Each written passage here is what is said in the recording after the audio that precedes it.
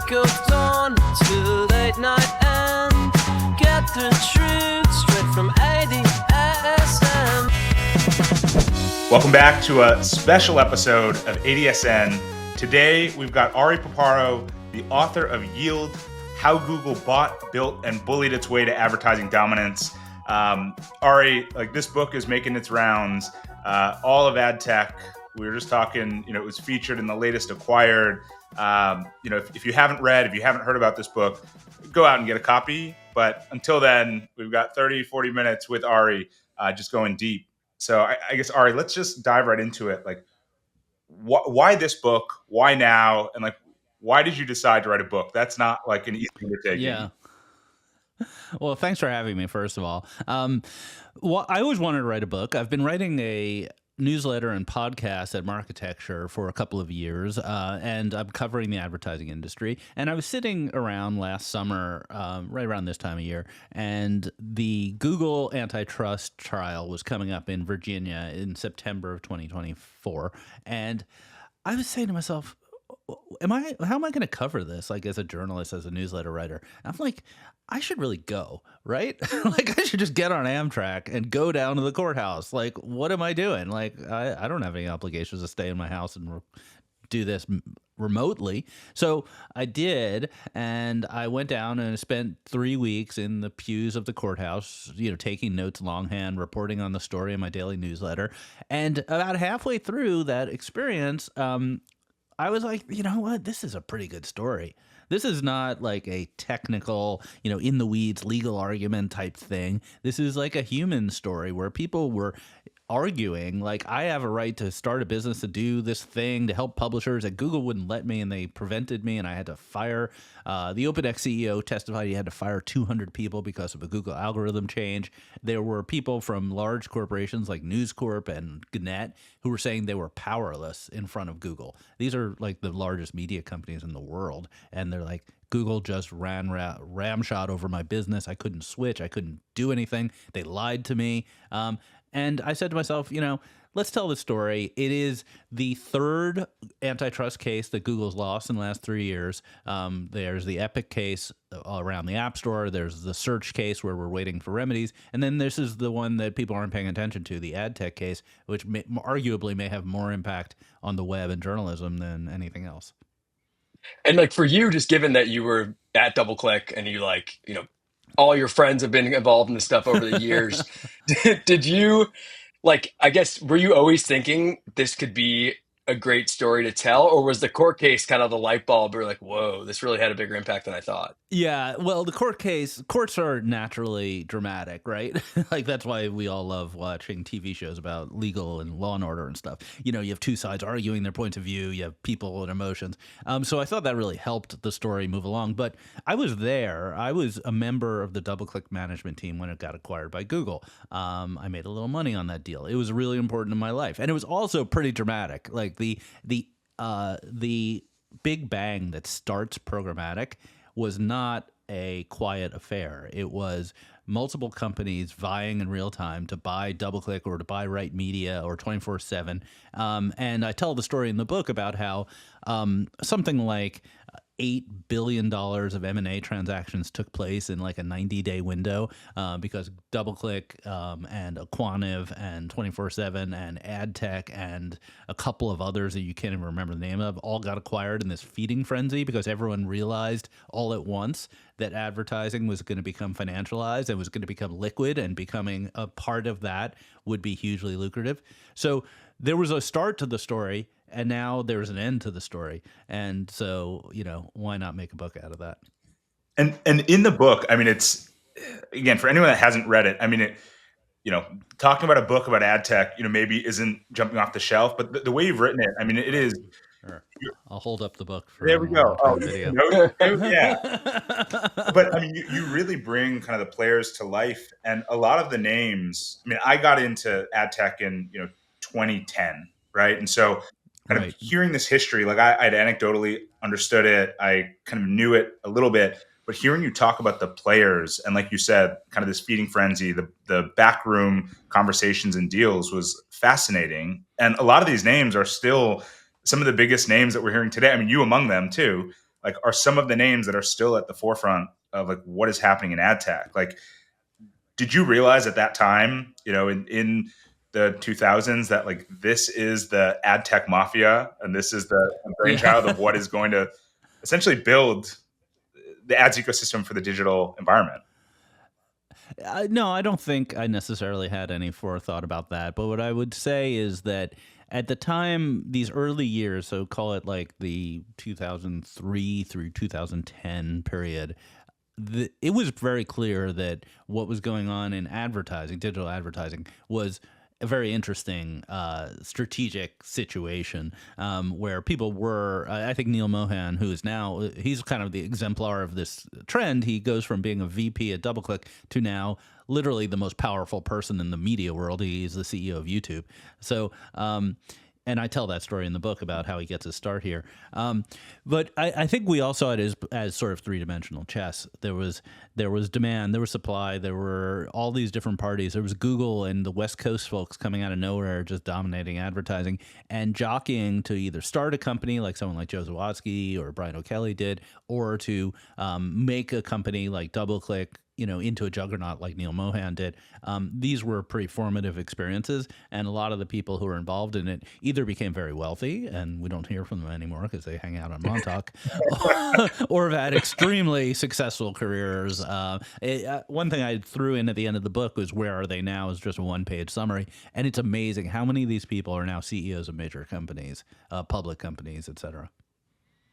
And like, is your take just, looking at it, sitting in the court case, writing the book, being a part of it, being friends with it, all these people, like, do you really think was Google like, were their intentions bad, or is it just purely just, they're publicly traded and profit driven? Like, what's the best way for people to think about Google? Yeah.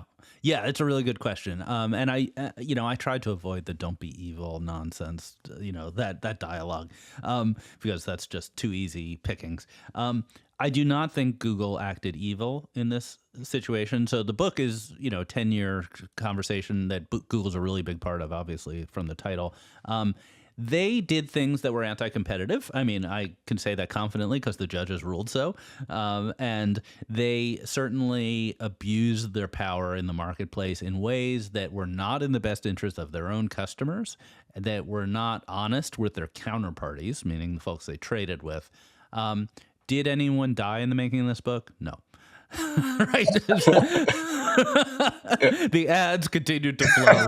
People made money, right? This is a business book about a anti-competitive behavior by a bullying large company that didn't have its customers' interests at heart. And I think the arrogance within Google and maybe a little bit of the career laddering of individuals of like, I got to get ahead, I got to make a little extra money. That didn't help anybody, and there's a lesson to be learned there. But I think it falls short of moral rectitude.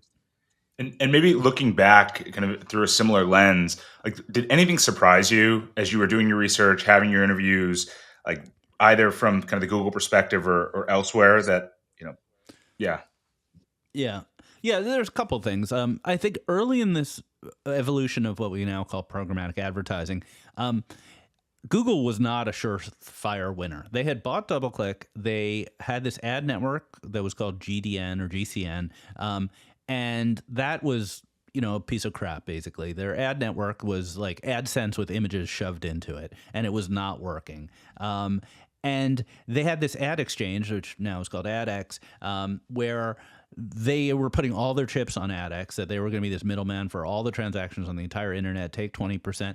And the strategy just wasn't working. Like, basically, people were not adopting AdX. They were adopting competitors like PubMatic and Rubicon and et cetera, AdMeld, which they ended up acquiring, because those companies were smarter, worked harder, had the customer's interest at heart, were scrappy, and were making people more money. And so they were in this position where they very well could have ended up like in a sort of a failed strategy, made it more like a Facebook fan strategy where they just took inventory and sold it, didn't do anything interesting. But then they acquired AdMeld and did a bunch of other things and ended up where they are today, a total dominance.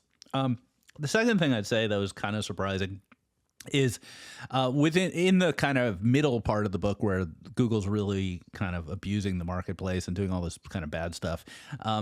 there's a lot of voices inside the company that are like, what the hell are we doing here? And this came out in the trial. There's all these emails from people saying, like, the ad exchange, AdX takes 20% share. And there's all these emails from people saying, shouldn't it be like a credit card transaction? Shouldn't we be taking 3 or 4%? What are we doing here? We're not adding any value. And it's like, don't put that in writing if you don't want to be subpoenaed, I guess is the lesson there. But but they're very smart people inside Google, and they're seeing that what they're doing doesn't make a lot of sense in some cases. But the corporate imperative doesn't change, and they don't actually change their behavior. In fact, they make it worse in a lot of ways. And like, what do you think? I saw you put out, I think it was a tweet or a post or LinkedIn post about wanting to do a GoFundMe to Yeah. acquire the. So, yeah, hey, why don't you tell people about the GoFundMe? And then, what do you think happens? Like, do you see do you see a role for that business as an independent entity over time? Yeah, so I just checked while you were talking. I think we're up to $180 that have been donated by readers of the book. My goal is $1 million. I don't think I'm going to make it. And the donators will get their money back, assuming I close it down. So I hope that happens. So the Department of Justice is asking in the remedies phase of the trial to have AdX spun out separately, so not part of the ad server GAM. Right now, they're basically the same product. And Google's saying it's impossible, they shouldn't do it, but we'll see where that ends up. The interesting thing is that if AdX is spun out separately, it kind of loses all of its competitive advantages all at once because it has two big competitive advantages, not just one. The first one is integration into GAM through various mechanisms, which lets it just work without any latency and with the same cookies and all that, all those natural advantages. So that obviously goes away on day one. And the Department of Justice actually specifically said that AdX should have to bid like everyone else through header bidding, which is their greatest nightmare. They've been trying to avoid that for 10 years, and they're going to be forced to do it. So AdX just becomes another ad exchange, right? But it's worse because 60% of all the demand in AdX comes from AdWords, Google Ads, Yeah. right? And there's no way the court allows that to continue. That's like the fulcrum on which the entire monopolistic behavior was levered, right? So that Google Ads demand has to go broad also. It either turns off or it has to spread with other exchanges. So AdX becomes like an undifferentiated demand, independent company that hasn't had in the past to build any tools to help publishers who aren't GAM publishers. And so the amount of market share it has and the volume going through it would plummet pretty significantly. It would still be worth something, and maybe it would be a great foundation for some entrepreneur or some private equity firm to build on. But it would be a sort of a shell of its current self.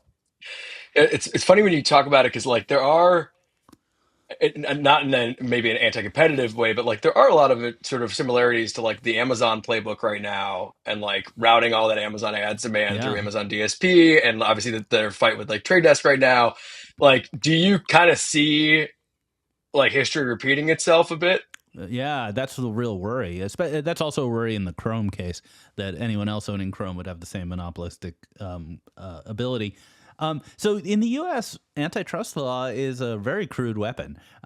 So the case is only possible because some of the products underneath this general ad tech umbrella have near monopoly market share. So specifically, what Google's been accused of doing is taking the monopoly in the publisher ad server, DFP, and abusing it to build the ad exchange. DFP is a monopoly, has like 90% share. Fine. Okay, we got that. But if you try to apply the same regulatory approach to other combinations, it doesn't work because they don't have the share.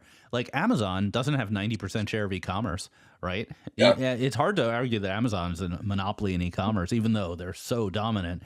And YouTube doesn't have a monopoly in video, and that's part of the problem. Part of the reason why YouTube wasn't part of any of the antitrust suits, even though they used the power of YouTube to build other monopolies. So you end up in a very dissatisfying situation where Microsoft, Amazon, Facebook, Snap, whoever can try to run the exact same playbook and be effectively immune from regulatory oversight in the U.S. Under the Digital Markets Act in Europe, it is possible to hold them accountable. Interesting. So it's like really just like Google's incredible traction with publishers is like the thing. Like ultimately, Yeah. Yeah, Yeah. and this is kind of an interesting contrast. I put this in sort of the last chapter, but maybe it deserves its own like essay or something, which is like compare and contrast Meta versus Alphabet on this exact same subject, right? And so Meta has no scrutiny over Fan, like Facebook Audience Network. They can buy ads however they want on Fan, and no one thinks the wiser because all they're doing is running an ad network. There's no abuse there. And whereas Google, because they didn't have any owned and operated properties, there's very little Google O&O outside of YouTube that has display ads. They executed the strategy I write about by buying DoubleClick so that they could get access to publishers and run their version of Fan, which is GDN. And that's the crux of the problem, right? They wanted so much access to publishers, they bought a monopoly, and then that brought them subject to scrutiny. If they had not done that, if they had run Fan's playbook, let's say, they would be smaller, but they would certainly be much less critical in an antitrust form. And secondly, they might be more profitable because they wouldn't be running this whole convoluted, tech stack just to get access to the inventory that Fan just gets by calling people. They should have just bought Yahoo, like called it a day or something. Yeah. I don't think Google ever tried to buy Yahoo, but like Microsoft did, and other people have, and now Verizon does, or Verizon did, and yeah. Yeah. And then I guess, just sort of like maybe looking forward, I don't know if you like, do you kind of look at this maybe as like do you envision this being like a series of sort of like investigative journalism around ad tech? Like, do you think you'll do like, I mean, because there's like 100 stories to tell, like even like, and it's funny, Acquired, who featured you very prominently most recently, it's almost like you could imagine an Acquired for ad tech. Like these stories are really interesting. Is that kind of your vision, or are you just like one book at a time? Well, yeah, I'm definitely not writing another book about ad tech. Let's just start there. Okay. I have aspiration to maybe write another book. I'd rather be like the Michael Lewis of advertising if I had to be aspirational. I mean, that sounds pretentious, but that would be my dream, is if someone called me the Michael Lewis for advertising. I think there's a lot of interesting stories in advertising. Ad tech is a business that's mostly companies you've never heard of that are middlemen. So there's some ceiling to how much general interest and drama you can squeeze out of that. And I guess, was there anything like during the court case? I'm curious to go back to the court case that like you went there 3 weeks, you're sitting in the courtroom, like what did you learn about our justice system? And like antitrust and like yeah. Right. I'm not a lawyer, but I was surrounded by people who knew more than me. So there was a lot of like elbowing in the pews, like what they mean by that. What is that? So there's a couple on the more entertaining side. So this case was tried in what's called the Rocket Docket, which is the Eastern District of Virginia, which is a federal court district that's known for moving really fast. And I don't know why that's the case, but it is the case. And the judge, Judge Brinkema, is 81 years old, Clinton appointee, and she was just not taking any shit from anybody, man. She was tiny. She's like 4 feet tall, and she's just like, let's move, let's go. She would say to especially the Google side, like, I don't want to hear from this witness. It's repetitive. Move on. And just like take whole witnesses off the list because they were repetitive and uninteresting to her. She said, if it was a jury trial, maybe I'd let it, but I'm smart enough. I don't need to hear from this. Like, it was incredible. So that was interesting to see. And then the other thing, more tactically, was, the DOJ presented a pretty solid case. Here's the facts, here's the witnesses, let's just line it up, here's what everything does. And then Google's case was weak. Google didn't even try, really. It felt like they were just going for an appeal the whole time. They basically had no factual debates, really, with what the DOJ said. Then they had a couple of expert witnesses who were, giving absurd spins on how advertising works, like things that just don't make any sense, but they put them in the record because maybe an appeals court makes sense. And then a lot of legal arguments about why the remedies aren't going to make sense based on antitrust law. I thought that was kind of fascinating that they didn't even really make much of an effort to contradict the narrative of this monopoly abuse. I think it was just a very tactical decision about how they wanted to win this case. It's funny. I talked to Eric Super about this a few times, where like given the sort of explosion of YouTube and sort of just like the slowing growth of GDN, it's like maybe this isn't the worst thing in the world for No. Google just to embrace it. Like, Yeah. Eric and I have is talked that, about this too. Yeah. yeah, is that like, if you match that with like their legal strategy, is it like, could you see that being actually pretty viable? I don't know if they were intentionally trying to lose, but because obviously they could voluntarily spin this whole division off if they wanted to. True. Um, Yeah. and so first some facts, which is the network division has been flat or declining in revenue while YouTube has been skyrocketing. YouTube is much bigger than network at this point. Second fact that's important is the network is not entirely the subject of this case. Network includes things like AdMob, that is all mobile, and a bunch of other stuff. So it's like not exactly clear what is and isn't as part of network. But facts aside, there's two theories about Google's real motivations here. Theory number one, which I kind of subscribe to, is that they are perfectly fine with the breakup of the network division and actually want it to happen, but they don't want to give that card to anyone until they have the best possible negotiating leverage across all of their various cases. So they're about to get depending on when this pod comes out, it might already come out, the judgment in the search case, which might require a spin out of Chrome or other things they really don't want to do. So if they now have this spin out of the network division as a card they could play maybe with the Trump administration and say like, oh, let us keep Chrome, we'll get rid of the advertising stuff, we'll pay a fine, that gives them more to play with as opposed to unilaterally disarming and just accepting it right now. So that's my theory on what's going on here. Theory number two, which some former Google employees have kind of said to me, is that the ad tech division as a whole is just kind of like a backdoor to getting data about the web. Having that tag on every single publisher's page at every single time just feeds search, feeds everything else. And it's a data play, and you get so much more detail than you do from just spidering, then you'll never get it from spidering. I think there's something to that theory, but maybe I don't think it's worth this much to get that data. So maybe there's definitely some internal docs at Google where they're seemingly sort of obsessed with the idea of having their tag on the page, and they don't really explain why. So that's kind of theory two. And then I guess like I don't know if you followed the Meta case at all, Sure.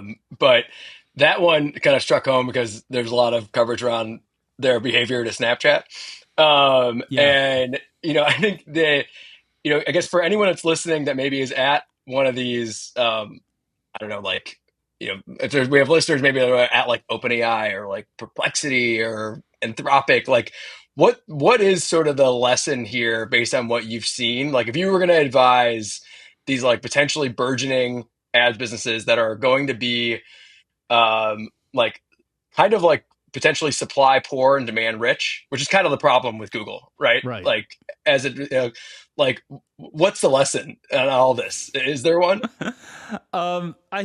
I think that thinking what you just said is half the lesson, which is think of the advertising market in supply and demand terms, and how do you get access to the right demand, and how do you and the right supply. A lot of folks don't even do that conversation, and think about whether you do need some sort of proprietary access to supply, being it an SDK or some other business development related relationship, or whether your demand and algorithms are powerful enough to just monetize even at arm's length. Because what happened during the course of this book, at least in the web world, is that supply became liquid and democratized to some extent. So as the story goes on, Google loses more and more control over the supply through header bidding. In the web world, in the app world, you ended up with unified auctions or whatever they call it. It's always the same thing 5 years later with a stupider name. So the app world makes its way one way or another. And so do you really need that proprietary access at the client side, because that's a big investment to make to get access to it? Maybe, but think it through. And who do you need to do deals with, and what products do you need to get that supply access? Because your demand is the stuff that you control. Got it. And you, even going back in your career, you started a number of companies in ad tech after leaving Mm-hmm. DoubleClick and Google. Like, did you ever actually feel the pressure of kind of that monopolistic power? And like, knowing what you knew from being both an employee, an acquired employee, seeing the trajectory, like you kept investing and spending your time in ad tech. So I guess the question is like, why? What did you see the opportunity and like, why? Yeah, let's start from first principles, which is that the advertising market is extremely large. So the global advertising market is $1 trillion, and that's not including China. So $1 trillion ex China, that's a really big market. You don't run across markets that size every day.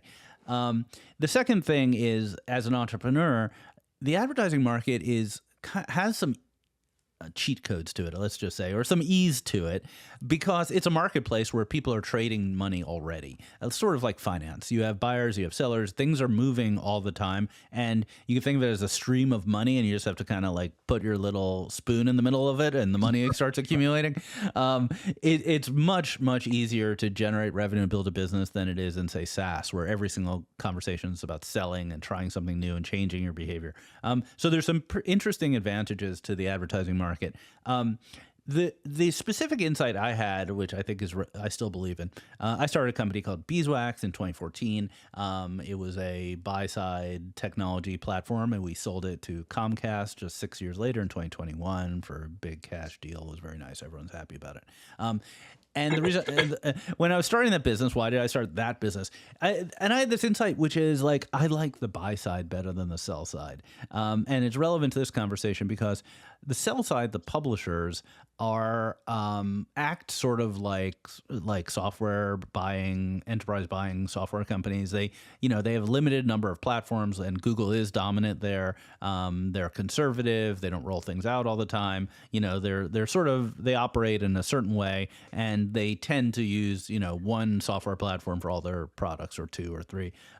Whereas the buy side is incredibly diverse and interesting, where think about a single company like Procter & Gamble, and they have how many brands? Like 50 brands, and how many regions, and how many within each brand and each region, they have different strategies. Like they may have a mobile strategy that's totally different from their, get people to the store couponing strategy, which is totally different from their brand awareness during the Super Bowl strategy. And so like the buy side is diverse, it's changing, it is creative, and there's a lot more opportunity for entrepreneurs to do something that's valuable on that side. So those are the two insights that I really thought about. Really big, and the buy side's more attractive. And so all of that, And then I guess all of that is still true. So are you an author now? Are you purely marketecture and like a journalist, or are we going to see a new Ari venture? I'm not getting back into a startup in ad tech. Let's just say that. So I run Marketecture, which is a small media company that's fun, and I write and do stuff for that. I advise companies. I invest. I'm on boards. I'm doing a lot of stuff. I'm pretty busy. And it's not a small media company. It's probably I would argue it's the most influential media company now in marketing and ad tech. And for people who don't know, you guys acquired Ad Tech God. Like, I mean, you've built like this empire around it. It doesn't feel like an empire. It feels like an empire. It looks like an empire. In written word. Yeah.